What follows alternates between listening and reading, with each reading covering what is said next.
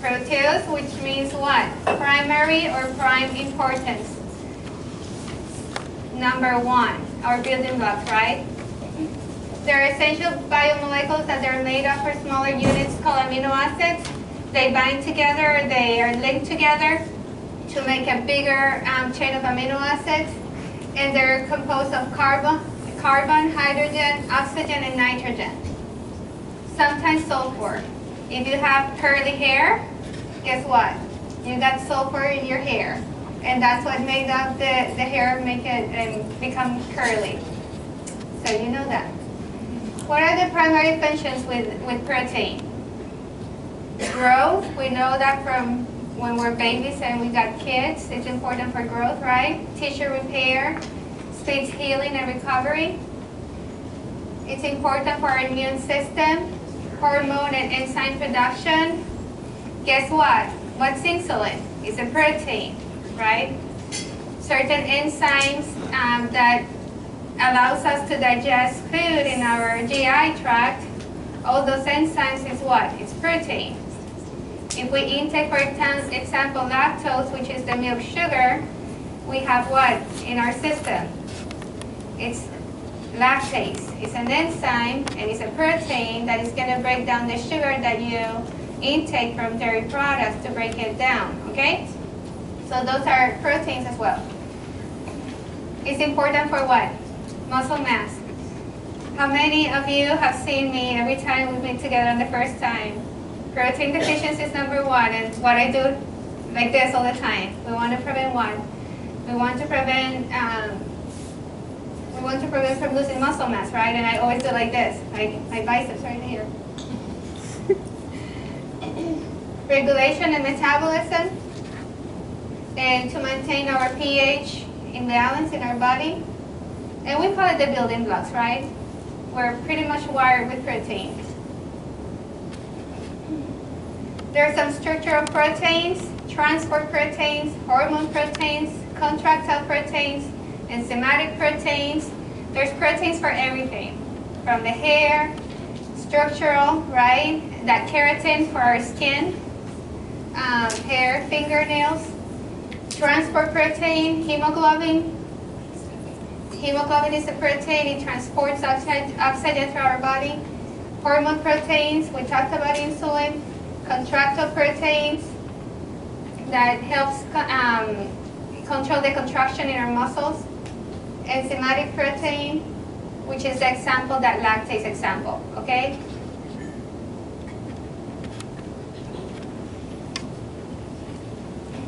Our secondary function, which is important as well, and I talk about that a little bit in our one-to-ones, is that it can be a source of energy.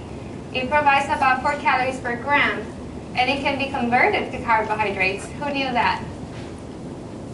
Okay? And I usually mention that in our pre-op education class as well. When we talk about increasing our proteins first, getting enough solid protein, and then winning out that protein drink that we, in the transition, we need, right? It happens only if there's a shortage of carbohydrates or lipids in our diet.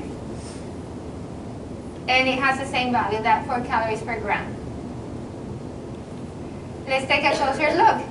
So this is the difference between what I said, carbohydrate molecule and a protein molecule. And if you see, what's different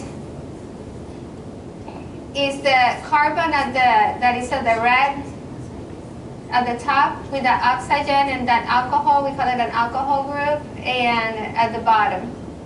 Okay? So what it's going to do, the body, when you intake enough protein and way more protein than what you need, is that length at the end is going to be break down.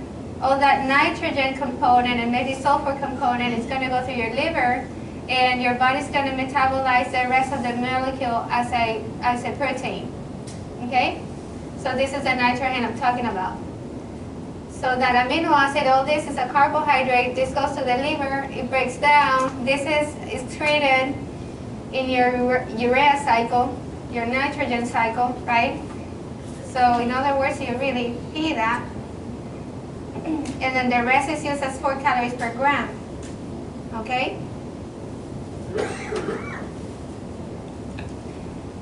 These are all your amino acids. Some of them, which is on the left side, are essential amino acids, conditionally essential and non-essential.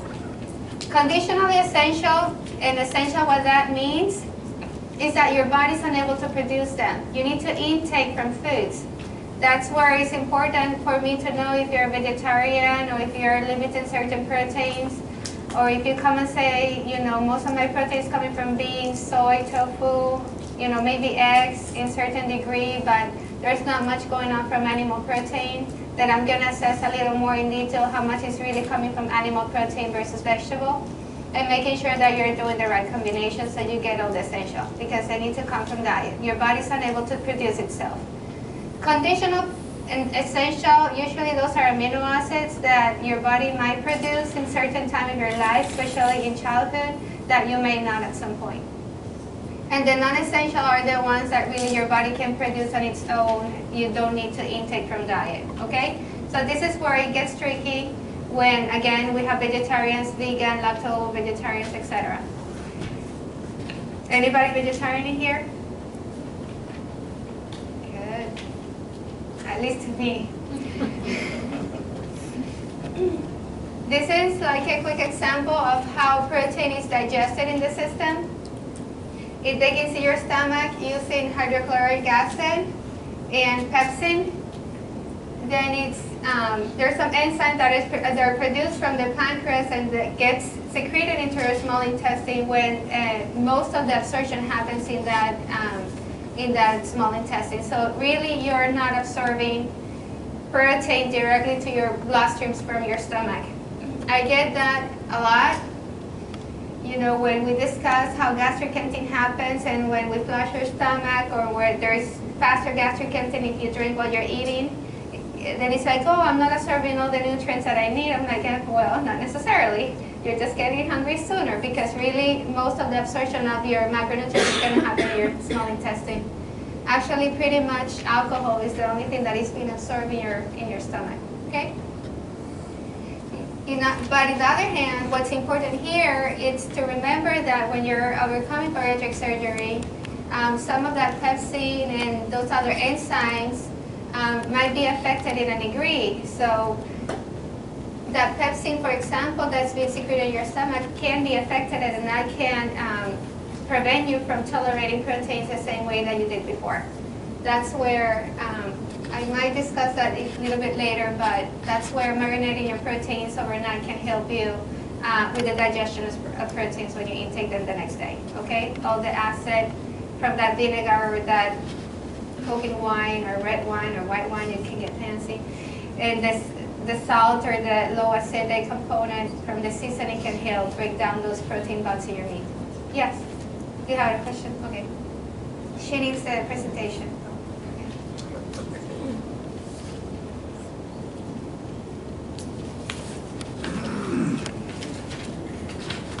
Then it comes protein deficiency and protein malnutrition. We want to prevent this lifelong, especially, from the beginning on when you're transitioning your diet, when you're just not getting enough protein through diet, but lifelong, and that's where your accountability comes in place, when you need to decide to eat your proteins first daily to make up for your space, a smaller pace, making sure that you're getting enough daily. Obviously restriction, that's, post-bariatric surgery, maldigestion, those enzymes that are being affected in your stomach, and intolerances in general that might be affected by, depending on how fibrous that meat is, how tough that meat is, and how you can tolerate those.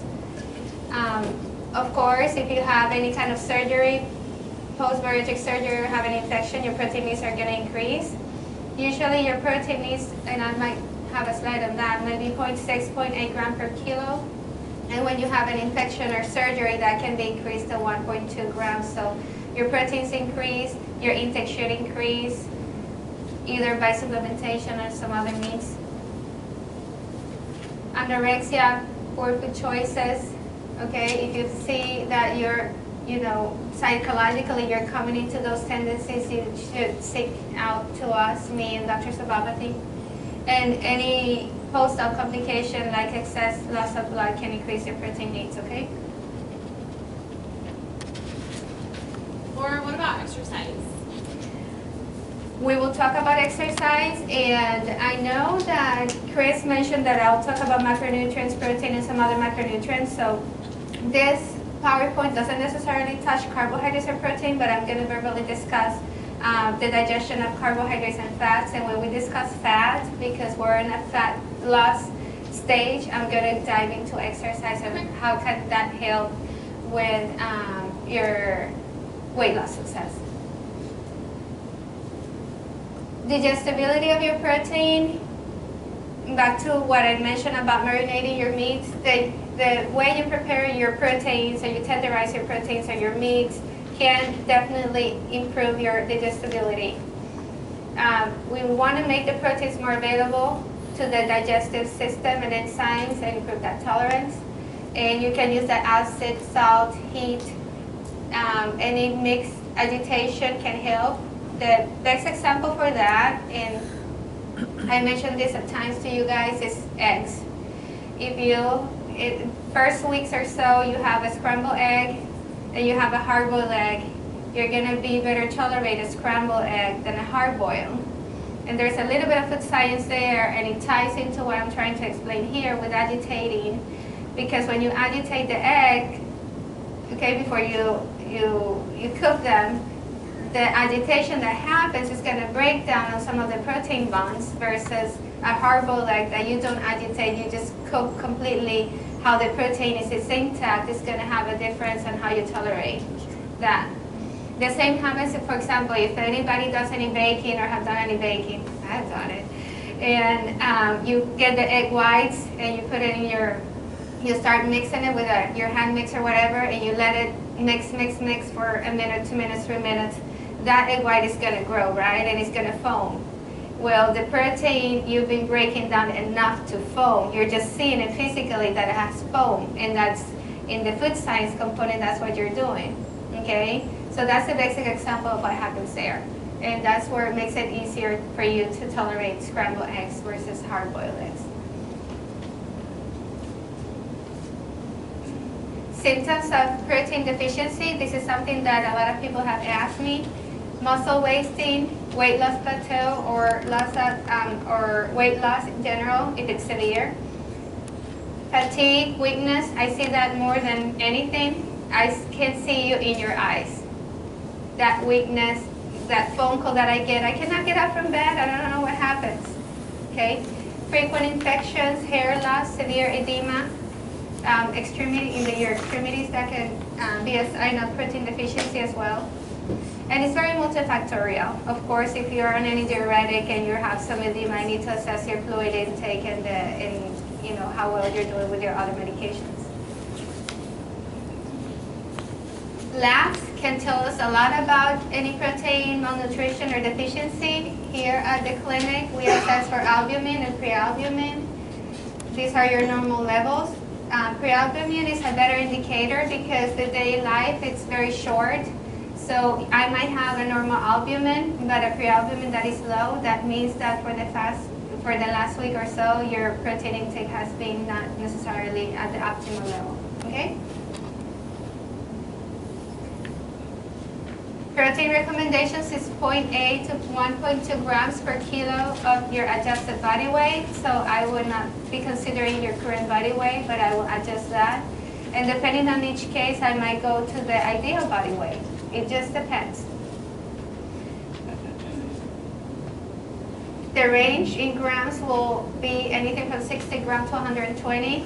Before we see any deficiency, that's where the general guideline is for you to intake at least 60 grams.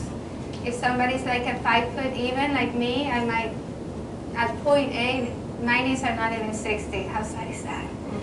But if I'm exercising regularly, etc., then I might get into the 60, 65 gram range.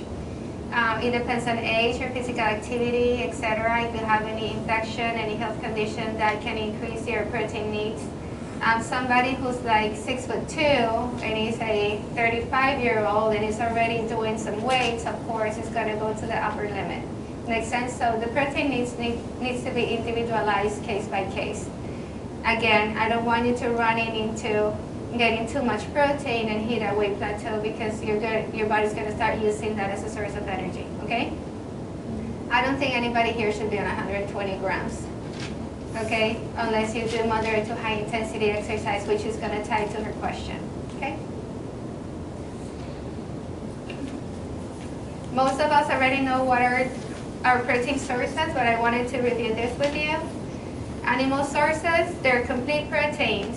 What that means is, if we go back to the slide where I had all the essential amino acids, what that means is that it contains all the essential amino acids that you need to intake from food, from your outsource, right? That your body can't produce itself.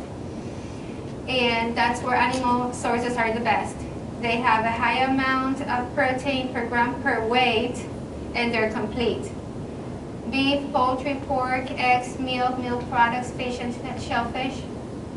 They provide the highest quality, or they call it the high nutritional value. And of course, you may want to choose the lean or very lean to kind of minimize your dumping syndrome or any intolerance that might come associated with that. Vegetable sources are incomplete. They might contain a mix of the essential, but they're not going to provide all of them in that one item. That's where you need to learn to combine different sources of vegetable protein to come up with a way of getting all the essential. The basic example for that will be rice and beans. The amino acid that lacks the beans is what the rice will contain, and vice versa. So rice and beans, go for it, if anything, okay? Little higher carb, but I will approve. Oops. And many patients have asked me about many other food groups that might contain protein, and they do. Broccoli is a big example. I have a lot of patients asking about broccoli, even avocados, and guess what? Some fruits even have some minimum amount of protein, but they do contain some protein. And actually, some patients that are, or some, people out there, they might be allergic to that minimum amount of protein that is contained in fruits. Some patients can be allergic to citrus. I have, people that I know that are allergic to oats, and it's the minimum amount of protein contained in oats that they're allergic to it. So there's specific proteins, and it's amazing how, certain people can have food intolerances, food allergies like that. But I do wanted to mention that it's amazing. Now, would you get enough protein from fruits? No, because how much you can get from a serving of fruit in protein and how much you need on a very small amount, a volume of space that you have in your stomach, right? That's where I wanted to bring that up to you. But yet you need to come up with a way to get your 60 grams of protein, okay?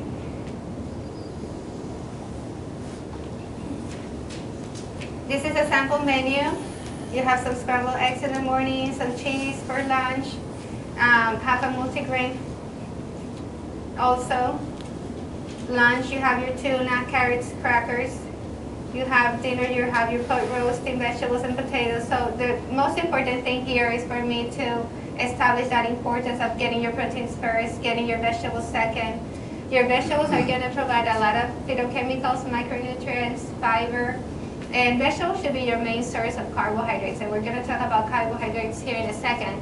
And then a very small amount of your starchy foods, and should be whole grain. If you just 2 crackers, for example, just to give an example, should be whole grain. If you have potatoes, should have the skin. It should be the least processed as possible to get the most benefit from those foods, okay? Laura, Too much protein, yes. Can you roast your vegetables?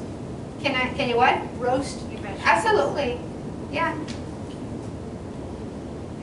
Why the question? As opposed to steaming. Oh yeah, absolutely. Any way possible is fine. Cooked vegetables are better tolerated at weeks 3 to 7. It's not until 2 months that I allow like raw vegetables. But any way you want to cook them, it's great. You don't want to add too much water if you're boiling or steaming, etc. With steaming, your water is down at the bottom. You're not going to lose a lot of the nutrients, but If, for example, you boil them and you add too much water, you let it sit for too long, then you're going to start losing some of the nutritional value. Okay? Then, somebody wants someone in here. I like the ring. Okay, so what happens when we eat too much protein? We're going to hit that plateau because your body's going to break it down. That nitrogen bond is going to be broken down. That goes through the urea cycle. And what we have left is what? A carbohydrate component, a carbohydrate molecule. And this is an easy example that I want you all avoid. Let's say, for example, this person calls me. I hit a plateau. What am I doing wrong? Breakfast, 3/4 of a cup of oatmeal, and then there's a protein shake. And there's almonds, and there's a sandwich, and another half a sandwich, and another protein drink, and some more protein, and then potatoes. First, what? Snacking, right? They're eating like what? How many? 2, 4, 5 snacks. They're eating 1, 2, 3, 6, 7 small meals, right? I want you to step away from that. Second, 2 protein drinks. Each protein drink is going to give you 30 grams of protein, right? So 2 of them is already giving you 60. Your 4-ounce, let's say it's pork, is giving you what? 30, another 30 something grams of protein, 32, 28 or something. Oatmeal is going to give you about 2 grams of protein, and on top of that, you got almonds, 2 handfuls. So 1 ounce of almonds is already giving you how much in fat? 15 grams. 2 handfuls, it's already 30. What I want you to eat in fat for the whole day is in 2 handfuls of almonds in there. And then of course you got some carbs around. You have, let's say that the 2 half a sandwich makes up for 1, 2 slices of bread, that's 30. That's another 15 grams of carbs from breakfast. And your mashed potatoes. So you're diving into how much? Over 60, 70 grams in carbs. Okay? Avoid that. Avoid. So just don't do it. And if you're having that much, really, that's because you're drinking while eating, right? Because when you eat your half a sandwich, you should not be feeling hungry. You should not have space, right? And feel full and satisfied with that. Don't drink while eating, wait 30 to 45 minutes, then hydrate. Okay? Plus your insulin response to that is like, phew, your insulin is going in peaks and valleys, and it's not going to be the best, okay, for your weight loss success. Supplements. We need them, right? We need them, especially in the very beginning, first 6 to 8 weeks or so. You're going to use your supplement when you know that you're eating 3 times a day, but you're not getting enough protein. And the rule of thumb with, when we discuss, is to get 3 ounces cooked 3 times a day. That's going to be about 63 grams a day, right? 3 ounces makes up for about 21 grams. An ounce makes 7. So when you know that you can see what you're eating and you're not getting 3 ounces 3 times a day, I need you to have that supplement in between meals. Let's say that you're sick, you got the flu, or you're having nausea, vomiting, and you're not able to tolerate solid foods, you need a protein supplement. Okay? Or if your needs are higher because you underwent some other surgery or you have a big infection. If you're a vegetarian, you're not getting enough animal or complete amino acids, you might need to have a protein supplement. If you become pregnant, we need to keep up with your protein needs for both you and the baby, especially in that first trimester when you're having nausea, vomiting, hyperemesis, you're going to need some liquid protein. The market is humongous. You know this. You've looked online. I know that. So there's a lot of powders out there. If I'm making a list of what's out there, I'm probably publishing a book because there's so many, including ours. There's some unflavored protein, there's flavor protein. There's protein bars, protein shakes, they're pre-made. Premier is a typical brand out there, pure protein. There's some puddings, there's drinks, there's soups. That Anjuri brand, that chicken broth that is high protein. So there's different ways to get enough protein. What's important, if any of you are in the pre-op phase, is that you may want to know what options you have available during that first stage post-surgery, because your palate might change and your tolerance to protein might change. And if you were having some whey protein in the past on the liver reduction diet, would you be able to tolerate whey protein the same way? Maybe not. So there's some hydrolyzed gelatin out there. I love that Protein Diet brand. It's a product from Canada. And I love it because it's hydrolyzed gelatin. It's much easier in your stomach and you can tolerate that better. There's Isopure, which is a whey isolate that could be better tolerated than a protein or a whey hydrolysate. So to keep up with the same line, when it comes to whey and casein, I like to discuss, what's out there in the market and what that means. Milk is the major component when it comes to making a product like this. Milk has two different types of protein. It has whey and it has casein. So what they're doing really, they're taking that milk, they're manufacturing a way that they remove the whey from any other solid in milk, including fat, lactose, casein, and they sell you the whey, okay?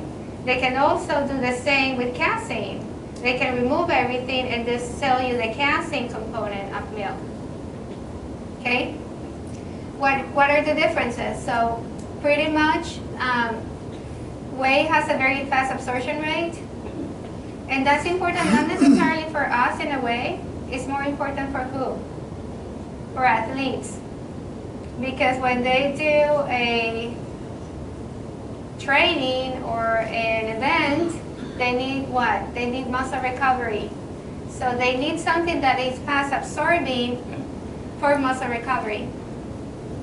Okay? If we have an athlete, for example, that's doing a lot of weight training or high intensity interval training or very high intensity, after you're finished with that exercise, that muscle needs to recover for a longer period of time, and you need something that is not as fast absorbed. So an athlete, for example, I would recommend a casein-based at nighttime for bedtime recovery, because at that stage and that phase and that muscle recovery is going to maximize the use of casein. Now to us, it's not that important as much as it's important how you tolerate, how your gut is. And knowing that there's differences between one another. The second one has that slow gastric emptying, and it can help you with your appetite, right? And it's not as common. The most common one is whey, but then it causes what? What we always feel, right? Gasiness, nausea, intolerances, okay? So you can go to a casein base in that case, use hydrolyzed gelatin or plant-based protein, okay? So that's where you can call me and I can give you some suggestions of what's out there in the market. Back to Isopure. Isopure brand is whey isolate. It's 100% whey isolate. They advertise it as such, right? What that means is that it's completely isolated the whey from any fat or lactose. So they're going to advertise that lactose free. Okay? It usually mixes better, etc. The hydrolyzed is kind of pre-digested in a way. It has undergone some of the hydrolysis, and that happens in the manufacturing side of it. You don't really see that, but it's happening. It does not require much digestion, but it's not a lactose free. So most of us adults might have some lactose intolerance, right? So most of you might go better with one type and some others with another type, okay?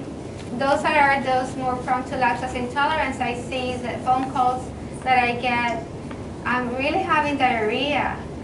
I mean, I'm not eating that much. I'm eating my protein, and guess what? What's causing the diarrhea? The Premier Protein, for example. What supplement are you taking? What are you drinking? Premier. Okay, so that's not completely lactose-free. Actually, they use a whey concentrate. So there's different mixes of whey there and different processing for each and different amino acids, and it's not lactose-free. And then I usually suggest to change to a different product that has a low lactose profile or is lactose-free. Okay, or they use either a hydrolysate manufacturing processing or an isolated other than just having a concentrated form of whey. Okay, that has not been passed through this processing before.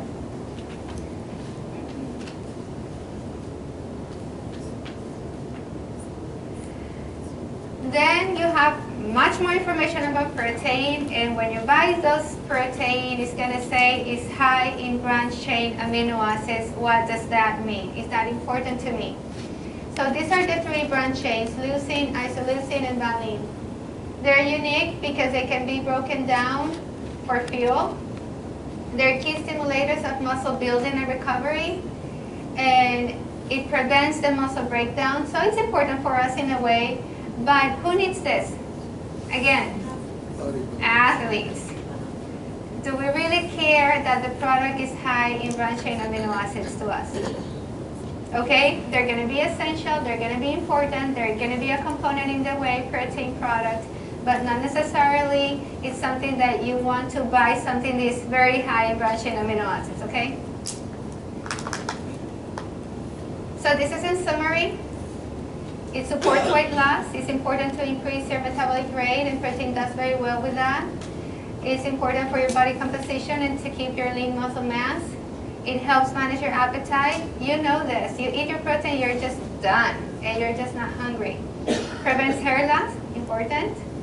It's definitely a macronutrient, so you get a lot of good sources of protein from animal protein, dairy, your eggs, vegetable protein like legumes and nuts, okay? And in smaller amounts from certain vegetables, fruits, etc. And of course, supplement as needed. Now this is the end of the protein, and now I want to talk a little bit about your other macronutrients, your carbohydrates, your fats. Is there any question that any of you have before I move on regarding protein?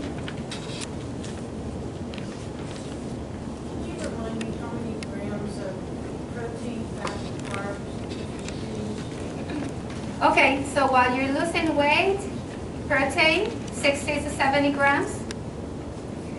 Then when it comes to carbohydrates and fats, my rule of thumb will be, if you're having an intake of about 60 grams of protein, I would like your carbohydrates to remain at not higher than that 60 grams. So we're keeping that 1-to-1 ratio, okay?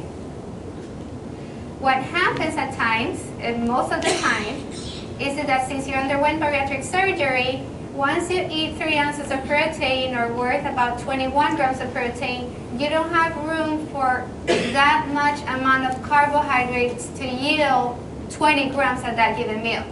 So for example, you might eat about 5 to 10 grams of carbohydrates coming, let's say, from vegetables.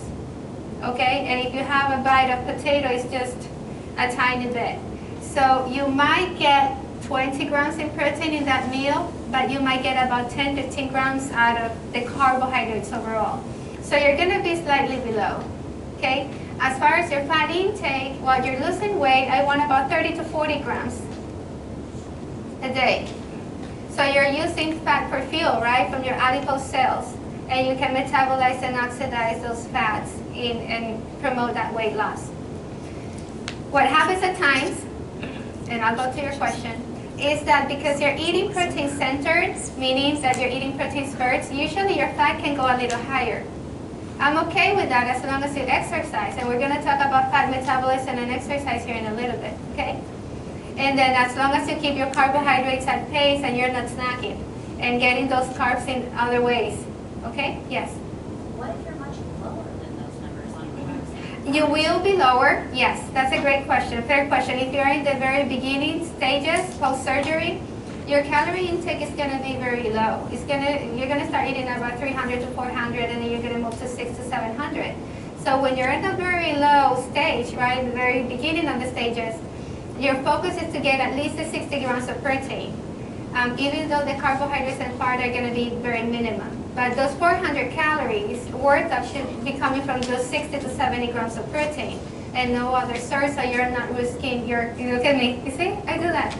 So you're not risking your muscle mass in the process, okay?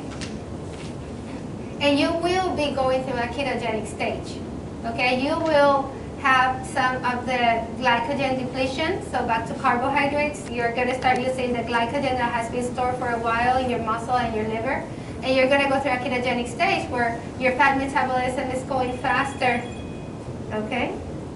Jeez, sorry. Very much needed, seems like. So that fat metabolism will happen. I don't know where I went here. Okay, the ketogenic stage, right? Where you have those fat storage from the adipose cells coming up to your bloodstreams and being oxidized. So, so quick discussion on your carbohydrates. So, where the carbohydrates are coming from? You guys know this more than me. Vegetables. Where else? Nuts. Where? The nuts. A small amount, yes. Small amount of carbohydrates in nuts. Breads, potatoes, whole grains, right? Oatmeal, those hot cereals, fruits, dairy. Anything else contains some kind of carbohydrates. So that, and I like when you mention sugar because we're going to talk about how that kind of working. So the only thing that really does not contain carbohydrates are going to be your animal protein itself, okay, your beef, your pork, your fish, fats and oils, okay, your olive oil, your canola oil, or your whatever oil and fats, butter. It does not contain carbohydrates. Everything else really contains carbohydrates. So the reason why I talk a lot about the word carbohydrates and not necessarily sugars is because at some point back in history, back in probably in the 80s, actually, I think it was in some part of Europe, they wanted to kind of distinguish what are sugars versus non-sugar items, and that was trying to say sugars are coming from those highly processed foods. We need to stay away from the highly processed. Think of candy and chocolate, okay, just to give an example. And then our carbohydrates should come from what? Real foods. And that's where the word sugar came back in history.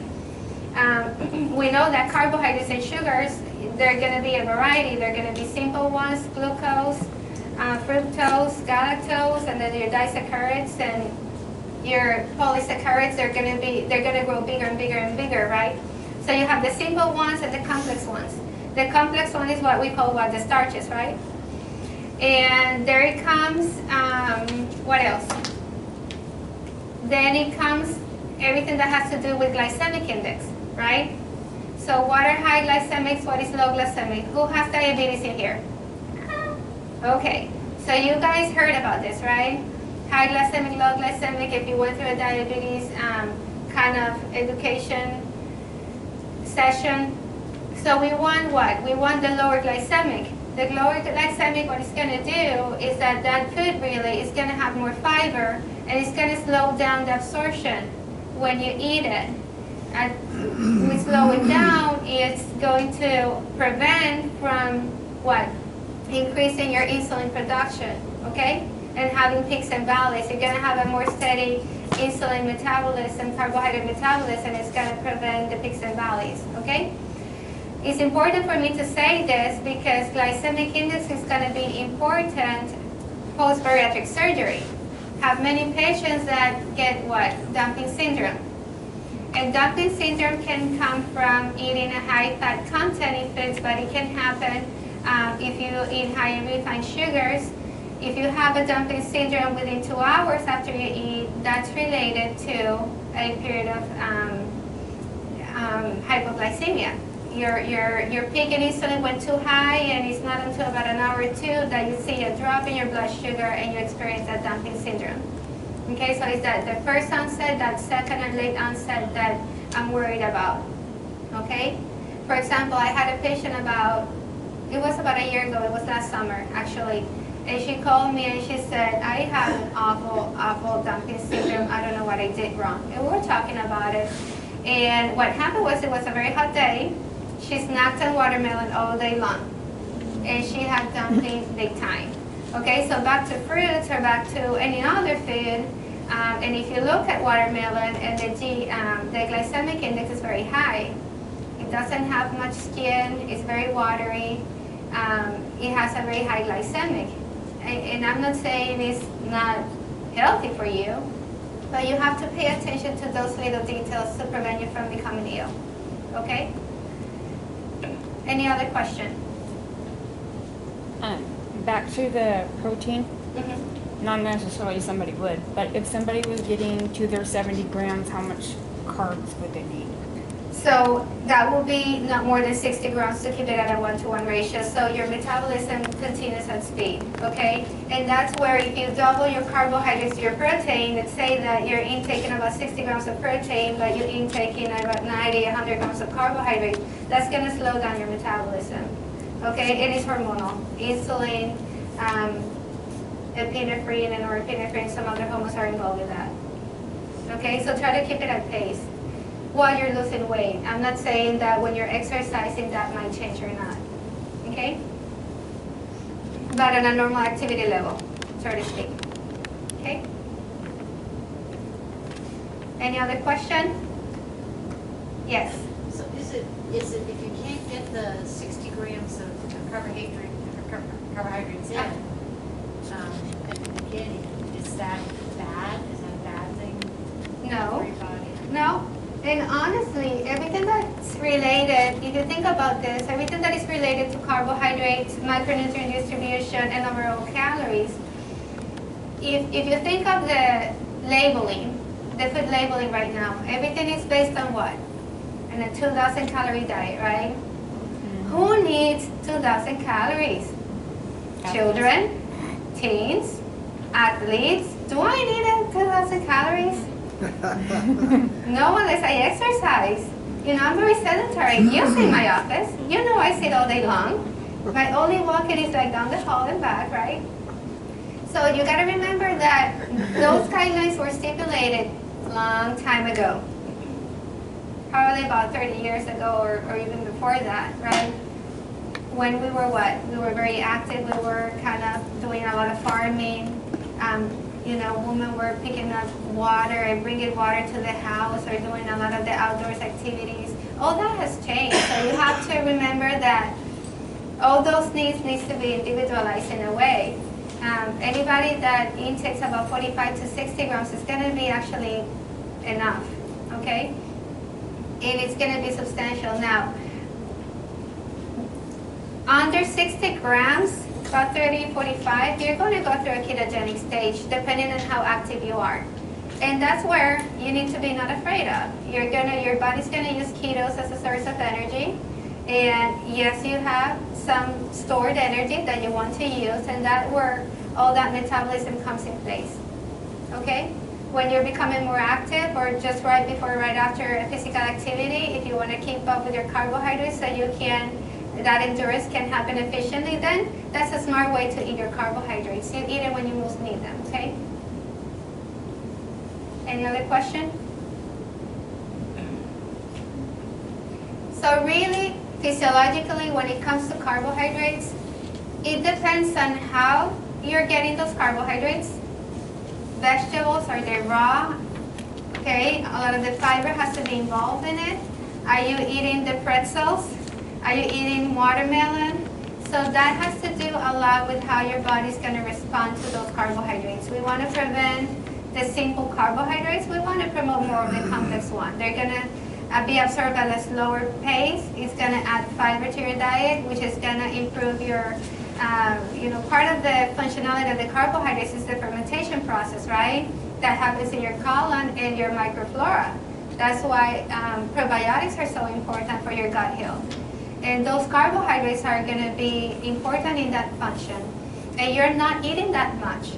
So those probiotics are important for you. And the small amount of those whole grains that are whole and unprocessed are going to be most important than anything highly processed out there in the market. anything box you want to try to avoid, in other words, okay?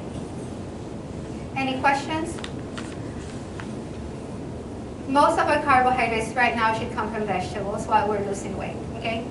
And very minimum, maybe once a day should come from whole grains, etc., okay? Usually during weight loss, I would recommend to avoid fruits. They're more simple carbohydrates unless you eat the fruit with the skin to improve that glycemic index, all right? Fats, your question. So fat is very important for you, right? It's important in your for your immune inflammation. It's important for your brain, cell membranes. That elasticity inside your body for those cell membranes, fat is what provides that elasticity. So fat is very important, okay? Brain health, to prevent Parkinson's and Alzheimer's, right? So still we need to control because we want some weight loss, right? So you want to pay attention to your fat intake for a little bit. You want to make sure that the small amount of fat that you're getting is good quality. And there it becomes, your omega-6, your omega-3, your trans or non-trans and saturated fats. So, my point here is get variety. Get a small amount because it might cause some intolerances in a way. So you might want to assess the tolerance there. And you might want to keep it at 30 to 40 grams. No more than 50 grams. And if you get over 50 grams and you're not exercising, you can hit a plateau really quickly, okay? Exercise. So what happens and how important it is, exercising during your weight loss success, because it becomes imperative, right? If you want to lose weight, there's fat stored in your adipose cells that needs to move out. Just gonna keep it black and white here, right? So when you exercise, you're doing many things. Your adipose cells is under your skin. And it's also in your, we call it visceral fat, it's around your organs. And when you exercise, that fat is gonna have to be released from your fat cells and it needs to come to your bloodstream, okay? Is fat soluble? So it needs something to transport, right? Guess what it is that transport your fat? It's a protein.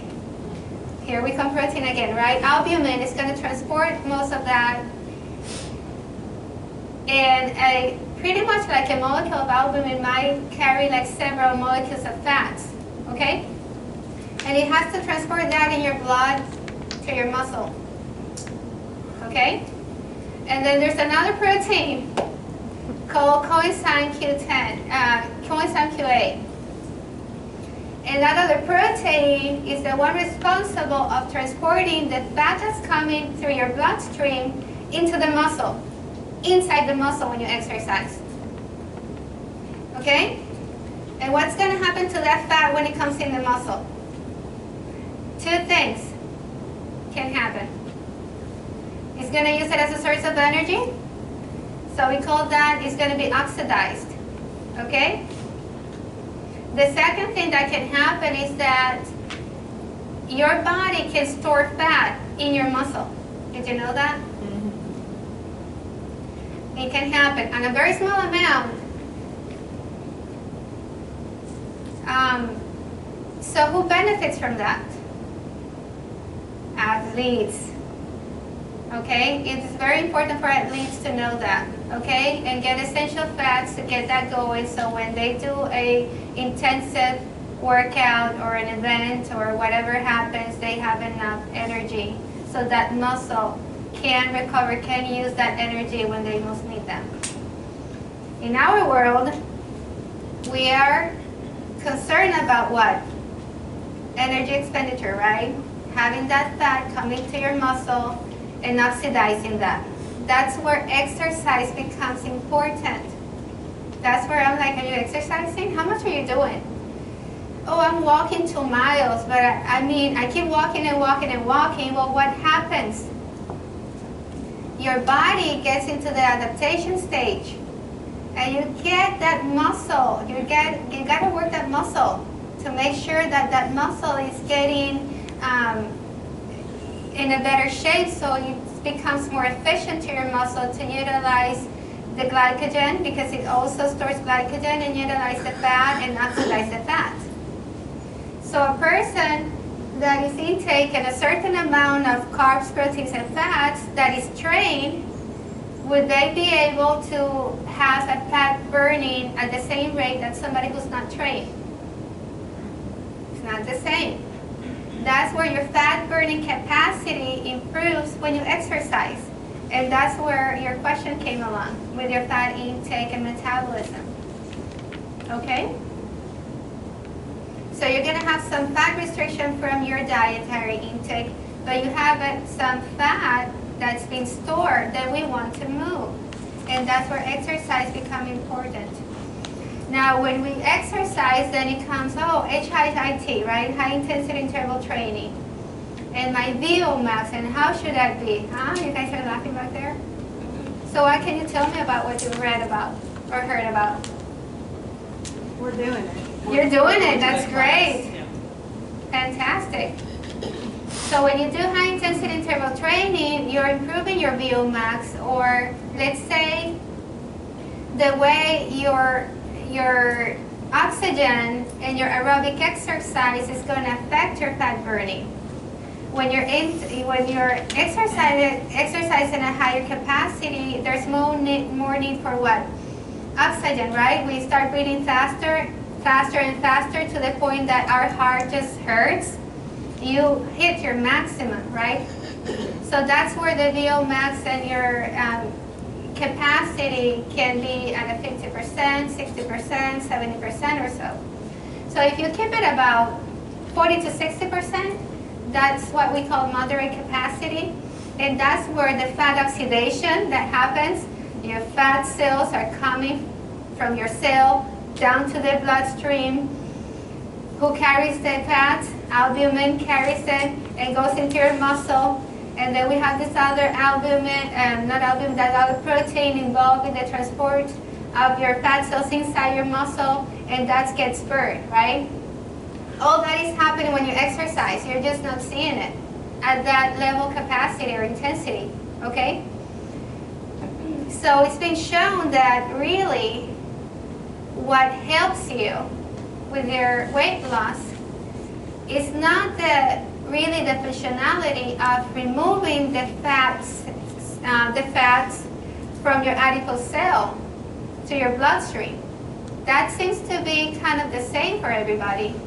But what makes it different is the exercise component, where you put your muscle into a training enough that your muscle is at a better capacity to utilize that fat and oxidize that fat that comes into your muscle. So that's the key. I'm going to call it that's the nugget of the nugget, okay? When it comes to fat metabolism and weight loss, okay? I'm going to keep it simple. Exercise. At your own pace, do high intensity interval training or moderate intensity interval training. So for those who have not heard about it, it's different for the body to respond to a pace walk at very low intensity for a long period of time, because that muscle recovery is very minimum. You didn't do much. I didn't work much my muscle. I did something compared to I walk at a faster pace that I could as possible for 3 minutes. I walk for 3 minutes, but I went again and I put myself in so much stress at the level that I could do it for another 3 minutes, and you do it in a 6 times interval, that the body needs to respond in a different way. And after you're done exercising, guess what? That muscle recovery is going to allow you to have fat oxidation for a longer period of time. And when you remember that athlete that needed the casein protein, is because the intensity was high enough that it needed extra protein for muscle breakdown. If that muscle was broken with that high intensity, it needs more protein, and that fat oxidation also happens at a longer period of time. Okay? So a lot is involved when you exercise. Your protein needs, your fat metabolism, and how you want to balance all that into your goal is. Okay? Any question? So if we are exercising, do we need to do anything else other than stay at the upper end of that protein range? There you go. Yeah, because you still want that adipose cells to be moved out, right? For your fat burning capacity and for your weight loss goal at that point in time. I'm not saying that at some point, if you're maintaining your weight, that you might even increase some of your fat intake. Okay, and your carbohydrate intake can be increased. Maybe it depends on who I'm seeing. But if I have an athlete who's very lean and is already having a moderate to high fat diet, then after a routine, within 15 minutes from the exercise, then I might require a high carbohydrate meal right after your exercise with an extra 15 grams of protein or so that didn't require before the exercise, if the meal was not too far out. Okay? So really that athlete or that person will need a higher carbohydrate right after a workout with some protein, and maybe a higher diet overall throughout the day, and not necessarily pre or post workout. That's where you manage better your macronutrient distribution throughout the day. And of course that athlete or that person, you or me, the days that I don't exercise, like today, I might not exercise. Except for my normal walking, I might not need, in terms of the carbohydrate component, I might not need any more than 60 grams. So I usually keep my pace about 50 grams or so. My fat intake is going to be moderate. My protein is going to be moderate. I didn't do much today. But then on the day that I do work out or I run my 8-9 miles, then my carbohydrate intake right after my run, my long run, and my meals right before that are going to be different in a way than, for example, today. Okay? Any other question? Was it good? Did you learn? Good. Good. Well, I'm here around. If you have any questions for me, I think we can break into groups, right? Yeah.